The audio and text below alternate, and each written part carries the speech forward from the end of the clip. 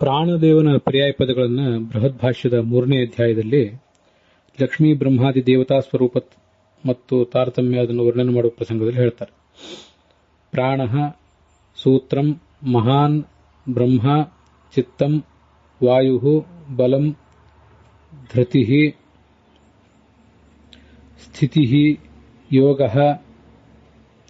ಚ ಅಂದ್ರೆ ಕೂಡ ಅಂತ ಅರ್ಥ. ವೈರಾಗ್ಯಂ ಜ್ಞಾನಂ ಪ್ರಜ್ಞಾ ಸ್ಮೃತಿ ಸುಖಂ ಮೇಧ ಮುಕ್ತಿ ವಿಷ್ಣುಭಕ್ತಿ ಆದಿಗೋಪ ಮಹಾಪ್ರಭು ರುಜು ಸಮಾನ ವಿಜ್ಞಾತ ಮಹಾಧ್ಯಾತ ಮಹಾಗುರು ಹನುಮಾನ್ ಭೀಮ ಆನಂದ ಇತ್ಯಾದ್ಯಾಹ ಬಹುರೂಪಿಣಃ.